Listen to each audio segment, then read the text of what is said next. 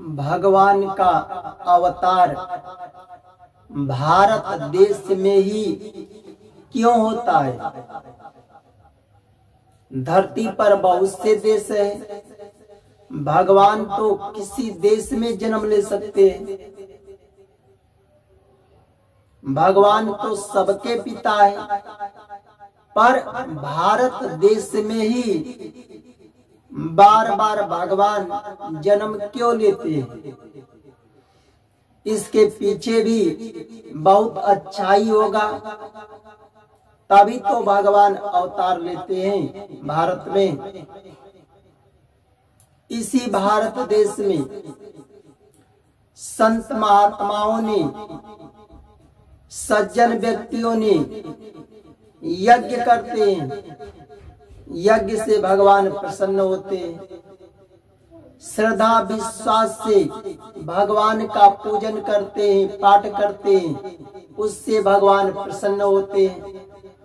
आराधना करते हैं, साधना करते हैं, भगवान प्रसन्न होते हैं। संत ऋषियों ने अपनी तपस्या से, वर्षों तक तपस्या किए, उस तपस्या से भगवान प्रसन्न हुए और दर्शन भी दिए। बात सही है। इसी देश में संत महात्माओं ने, ऋषियों ने मंत्रों का उच्चारण किए और करते भी हैं। उस मंत्रों से भगवान प्रसन्न होते हैं। संत महात्माओं, ऋषियों ने वेदों का, पुराणों का, शास्त्रों का अध्ययन करते हैं, ज्ञान प्राप्त करते हैं और समाज में, मनुष्यों में भगवान की कथा सुनाते हैं, ज्ञान देते हैं।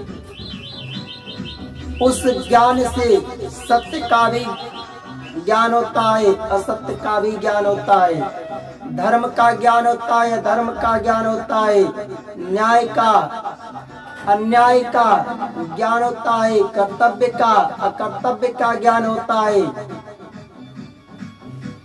और सही ज्ञान लेकर धार्मिक कर्म भी करते हैं। संत महात्माओं, ऋषियों से यह धरती पवित्र हो जाती है, यह भारत देश पवित्र हो जाता है, पुण्यमयी धरती बन जाती है। भगवान प्रसन्न होते हैं तो इस धरती पर भगवान अवतार लेते हैं। कौन प्रसन्न करते हैं धरती को? सज्जन व्यक्तियों ने, संत महात्माओं ने, ऋषियों ने